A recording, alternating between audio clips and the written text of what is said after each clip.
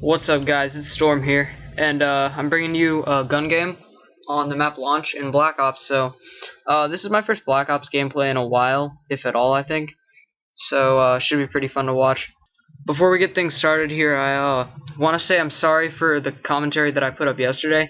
It was my first live comm attempt, and if you haven't seen it, you probably shouldn't bother, because the audio was completely echoey, and like the audio was just flat out terrible. Because I'm not really sure what happened. I think when I went to render it for the second time, because the first time it kind of glitched out, so I think when I rendered it for the second time, the voice overlapped or something. But I was going to take it down and re-upload it for you guys, but I didn't have time yesterday, so I figured the best thing to do would just be to get on putting out a new commentary as soon as possible. So I'm really sorry about that, guys, but nothing I can do. I'm kind of just moving on at this point.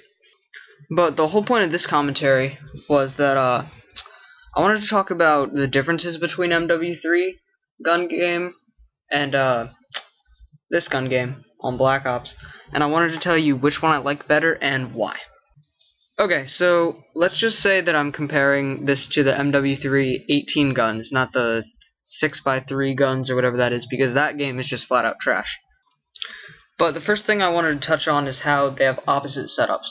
MW3, you kind of start with the hard guns, and you work up to the easier, or you start with the better guns, and you work up to the guns that are a lot harder to use compared to them. And on Black Ops, of course, you kind of start with guns that aren't so good, and then you move on all the way up to the best guns are in the middle, and then at the end you can hit like the special guns and that kind of stuff, which are a lot harder to use. In MW3, what this causes is a lot of comebacks.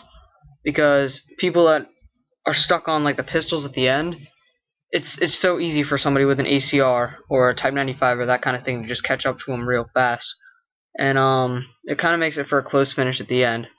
What Black Ops gun game really rewards you for doing is getting the fast starts. It's more gameplay that you get in there fast and you can get the victory quickly.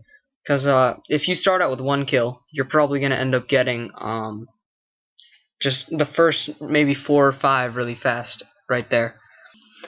Then you do end up slowing down at the end, but not quite as much because it's only 2 weapons. So personally, I really enjoy the Black Ops gun game more because I like games that are more running around and quick to the action and that kind of thing. Whereas the MW3, I don't know, it doesn't seem much out of the ordinary for me. So onto the smaller things. One thing that it's kind of a small thing, but I really wish they could have had it in MW3 is, in the Black Ops gun game, there's more of an excitement factor, because you have the special guns.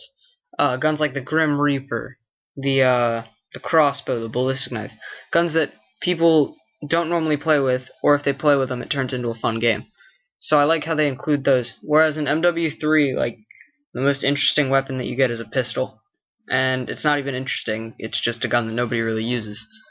They didn't even put some of the worst guns into the gun game. They just kind of stuck with all the random assault rifles and submachine guns. Not even guns like the PM63, or not PM63.